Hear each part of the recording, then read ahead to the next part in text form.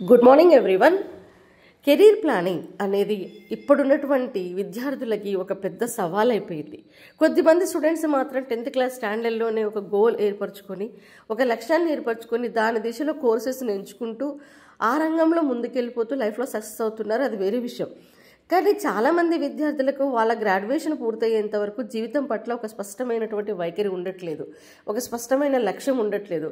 కానీ graduation complete అయిన తర్వాత లేదా ఎడ్యుకేషన్ కంప్లీట్ అయిన తర్వాత జీవితం అంతా కూడా ప్రశ్నార్థకంగా మారుతుంది. ఇక్కడ మనం చదువుతున్నంతసేపే విద్యార్థులం, కానీ ఎప్పుడైతే చదువు పూర్తయిపోయిందో అప్పుడు నిరుద్యోగుల జాబితాలో చేరిపోతాం. విద్యార్థి దశలో ఉన్నప్పుడు మీరు స్థిరమైనటువంటి లక్ష్యాన్ని ఏర్పరచుకొని ఆ లక్ష్యం కోసం మీరు కష్టపడకపోతే ఇక నెక్స్ట్ నిరుద్యోగ దశ స్టార్ట్ అవ్వగానే మీకు సమస్యలు మొదలవుతాయి, సవాళ్ళు ఎదురవుతాయి.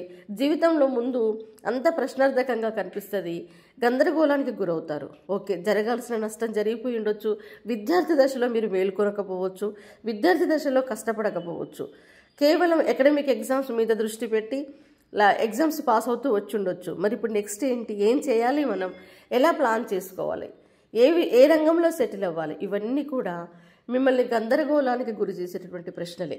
అయితే ఎవరైనా సరే ఒక పక్కా ప్రణాళికతోటి ముందడుగు వేస్తే లైఫ్లో కన్ఫ్యూజన్ అంటూ ఉండదు.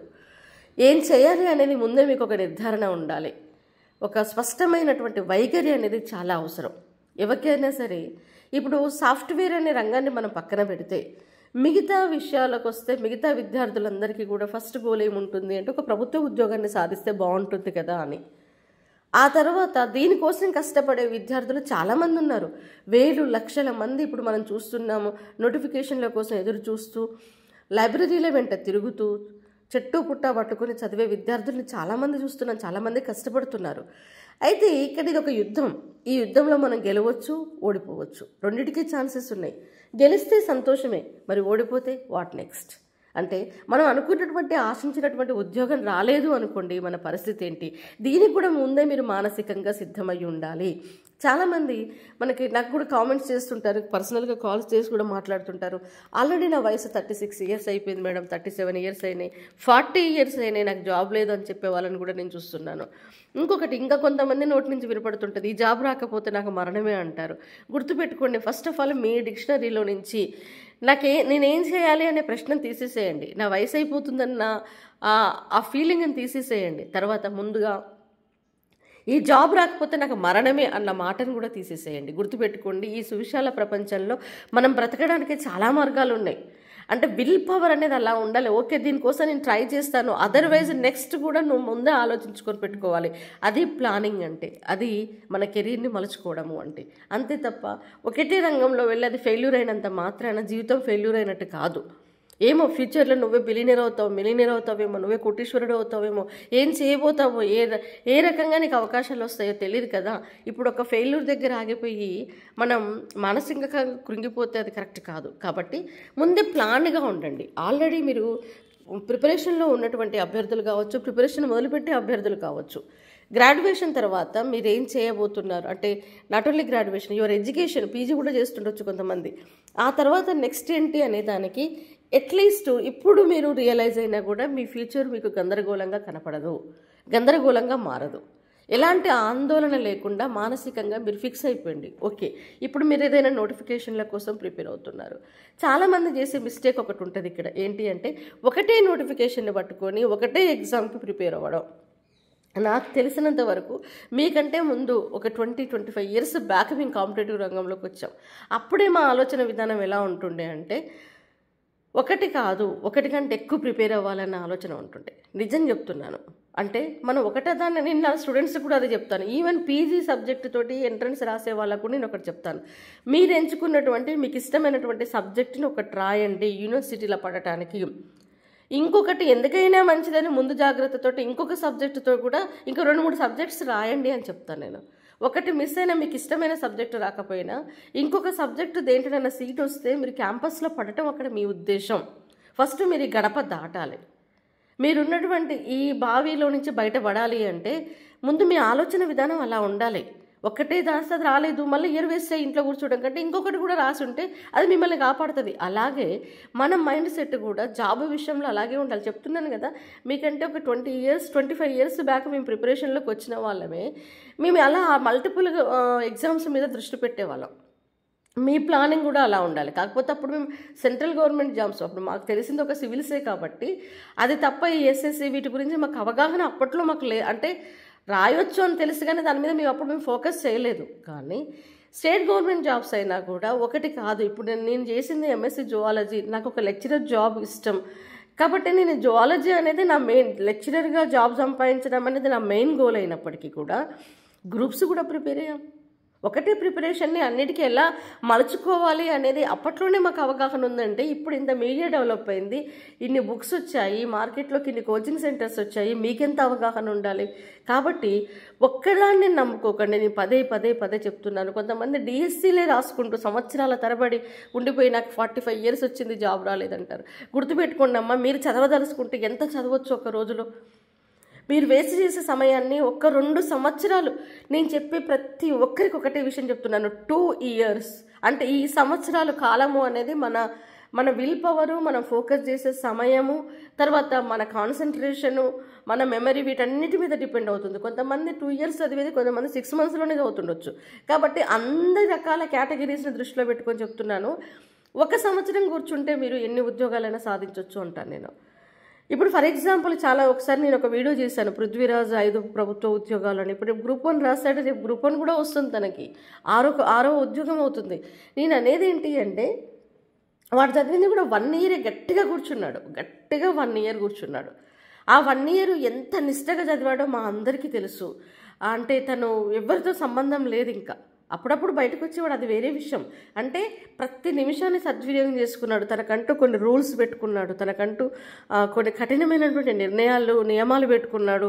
ఆ 1 year చదివిన తర్వాత అటు స్టేట్ గవర్నమెంట్ ఇటు సెంట్రల్ గవర్నమెంట్ జాబ్స్ని అటెంప్ట్ చేస్తూ వచ్చాడు. అటు స్టేట్ గవర్నమెంట్లో కొట్టుకున్నాడు, ఇటు సెంట్రల్ గవర్నమెంట్లో జాబ్స్ కొట్టుకున్నాడు.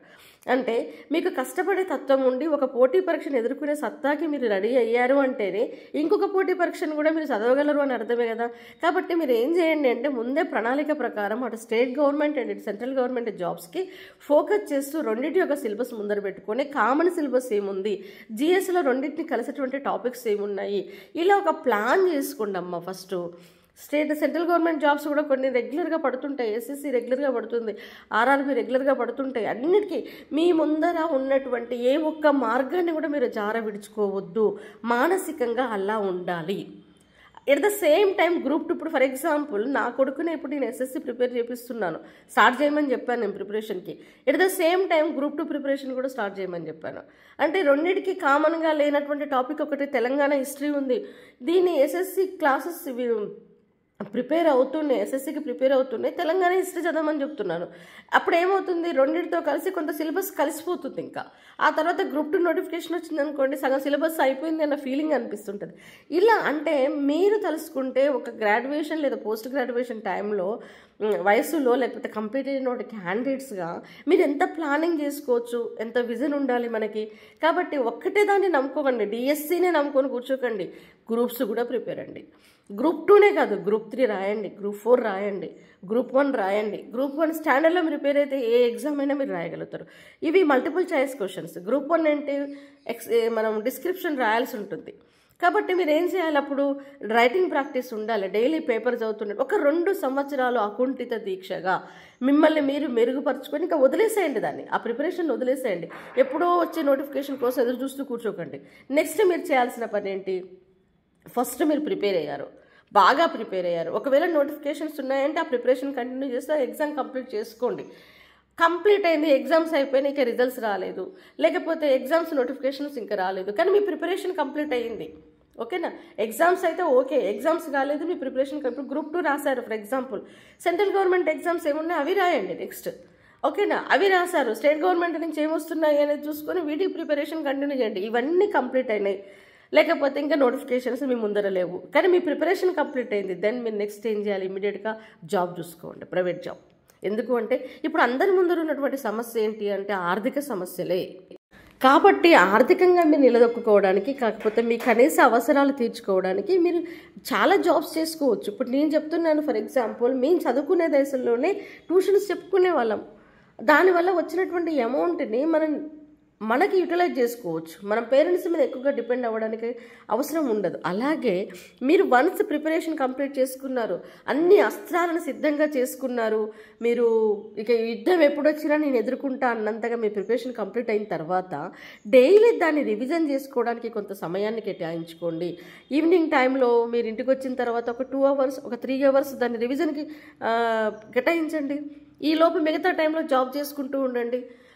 ఆ తర్వాత మీకు నోటిఫికేషన్ రిలీజ్ అయ్యింది, ఇంకా 3 నెలల ఎగ్జామ్ ఉంది అన్నప్పుడు మీరు జాబ్కి లీవ్ పెట్టేసండి. ఈలోపు కొంత ఆర్థికంగా మీరు నిలదొక్కుంటారు, మీ దగ్గర కొన్ని డబ్బులు ఉంటాయి, ఓకేనా? అప్పుడు మళ్ళీ ఎగ్జామ్స్కి కూర్చొని ఆ జాబ్ లీవ్ పెట్టేసి మళ్ళీ మీరు ప్రిపరేషన్ కంటిన్యూ చేయండి. మళ్ళీ జాబ్ వదిలేసుకుంటే జాబ్ వస్తుందో రాదో అన్న టెన్షన్ అవసరం లేదు. ఎందుకంటే ముందే చెప్పాను, ఇది విశాలమైనటువంటి ప్రపంచం. నేను ఇక్కడే చేయాలి, నేను నల్గొండలోనే జాబ్ చేయాలి, నేను వరంగల్లోనే, నేను హైదరాబాద్లో, ఇలాంటి రిస్ట్రిక్షన్స్ మీరు పెట్టుకోవద్దు.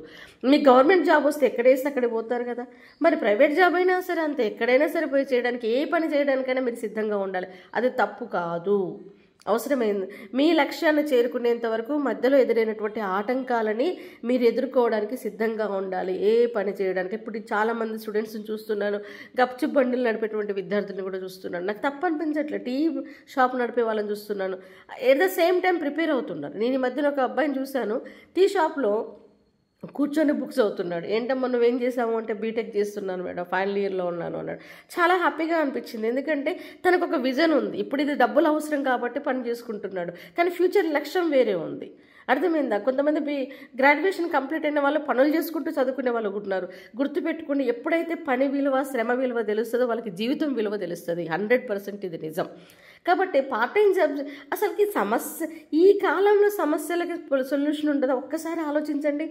ఎంత పెరిగింది, ఎన్ని ఉద్యోగాలు అంటే మీరు అనుకోవచ్చు మీకు కావాల్సినటువంటి శాలరీతో కూడినటువంటి జాబ్ రాకపోవచ్చు, కానీ ప్రస్తుతం అనేది ఇంపార్టెంట్. ఇక్కడ నువ్వు ఈ ఉన్నటువంటి ఈ సందిగ్ధ కాలాన్ని దాటడానికి, నిన్ను నిలబెట్టడానికి కొంత ఆర్థికంగా అవసరం.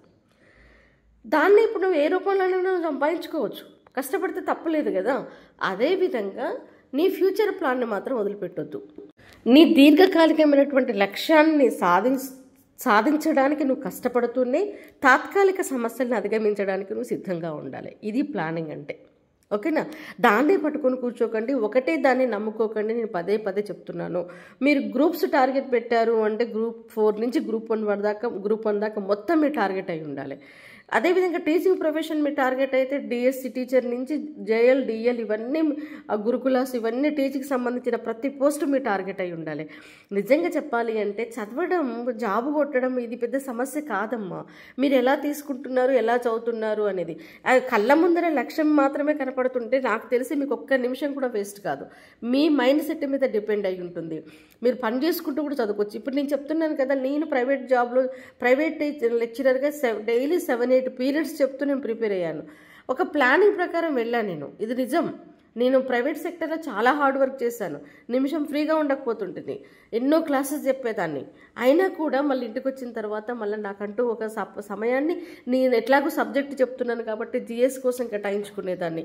సో ఇలా మనం తలుసుకుంటే ఏదైనా సరే మనం ప్లాన్ చేసుకోవచ్చు. అంతేకాని ఇది కాకపోతే ఇంకొక రంగం, లక్ష్యం అనేది ఒక్కొక్కసారి ఒక లక్ష్యాన్ని మనం స్థిరంగా పెట్టుకొని మనం సాధించలేకపోయినంత మాత్రాన అక్కడే జీవితం ఆగిపోతుందని మాత్రం అనుకోకండి. మనం డైవర్ట్ చేసుకోవచ్చు. డైవర్షన్ అనేది ఉంటుంది ఎవరికైనా సరే. ఐఏఎస్ కావాలి అనుకోని లక్ష్యంతో చదివిన వాళ్ళు ఐఏఎస్ సాధించలేక ఐఏఎస్ ఇన్స్టిట్యూషన్స్ పెట్టిన వాళ్ళు ఉన్నారు, కోచింగ్ సెంటర్లు పెట్టిన వాళ్ళు అన్నారు, గుర్తుపెట్టుకోండి. అంతకంటే ఇప్పుడు ఎక్కువ సాటిస్ఫాక్షన్ ఉంటుండొచ్చు వాళ్ళకి, ఎందుకంటే అప్పుడు తను ఒక్కడే ఉద్యోగం అయ్యేవాడు. ఇప్పుడు 1000 మంది ఉద్యోగాలని సాధించే వాళ్ళకి మార్గం చూపిస్తున్నారు. ఇలా ప్రతిదాన్ని ఏదో ఒక ఉద్యోగం కోసం ట్రై చేసిన వాళ్ళు ఆ ఉద్యోగం రాకపోతే ఒక కంపెనీనే పెట్టవచ్చు, ఒక ఫ్యాక్టరీ పెడుతుండొచ్చు, ఒక పెద్ద రెస్టారెంట్ పెడుతుండొచ్చు, లేకపోతే ఏదైనా ప్రైవేట్ రంగంలోనే ఉన్నత స్థానంలోకి వెళ్తుండొచ్చు. అది గుర్తుపెట్టుకోండి. మీ లైఫ్లో ఇది తప్పితే నాకు మరణం అన్న మాట రావద్దు, ఆత్మహత్యలు అన్న మాట రావద్దు, జీవితం లేదు ఇక నాకేం లేదు శూన్యం అన్న మాట కూడా రావద్దు. Where there is a will there is a way. మనం తలుసుకుంటే మార్గాలు మన కళ్ళ ముందుకు వచ్చి వాలిపోతాయి. కాబట్టి ఇప్పటికైనా సరే మీరు ఒక ప్రత్యేకంగా ప్లాన్ చేసుకొని ఆర్థికంగా ప్రాబ్లమ్స్ లేని వాళ్ళు ఒక 1 ఇయర్ గట్టిగా కూర్చొని మీ ప్రిపరేషన్ని పూర్తి చేసి అన్ని అస్త్రాలను దగ్గర పెట్టుకొని మీరు ప్రైవేట్ జాబ్స్ చేసుకుంటూ ఉండండి. ఎట్ ద సేమ్ టైం వీటికి గురి పెట్టండి. అదేవిధంగా ఒకదాన్ని నమ్ముకోకుండా అటు సెంట్రల్ గవర్నమెంట్ జాబ్స్కి ఇటు స్టేట్ గవర్నమెంట్ జాబ్స్కి ప్రిపరేషన్ డైవర్ట్ చేయండి. రెండింటి మీద ఫోకస్ పెట్టండి. 100% హార్డ్ వర్క్ చేసేసి మీరు కొన్ని సంవత్సరాలు దీనికి కేటాయించండి. ఆ తర్వాత మీరు దాన్ని వదిలిపెట్టేసి బయటకు వచ్చేసి ప్రైవేట్ ఉద్యోగాలు చూసుకోండి. ఇందులో ఎలాంటి తప్పు లేదు. అరే నేను సాధించలేకపోయాను అనే ఫీలింగ్ కావడానికి అవసరమే లేదు. సో ఆ ఫోకస్ని అలాగే కంటిన్యూ చేయండి. నెక్స్ట్ వచ్చే నోటిఫికేషన్లో మీకు జాబ్ రావచ్చు. అవునా కదా? కాబట్టి ఒక ప్లానింగ్ ప్రకారం నీ కెరీర్ని ఎలా మలుచుకోబోతున్నావు అనేది ఈరోజు డిసైడ్ చేసుకో. ఏం కావాలో దానికోసం కష్టపడు. ఆ తర్వాత కొన్నాళ్ళు దాని నుంచి బ్రేకప్ తీసుకోవాల్సిన అవసరం వస్తే దానికి కొంత సమయాన్ని కేటాయించి కొంత వేరే సంపాదన కోసం వేరే మార్గం చూసుకుంటూ మిగతా సమయం అంతా దాని మీద ఫోకస్ చేయి. ఖచ్చితంగా లైఫ్లో సక్సెస్ అవుతావు.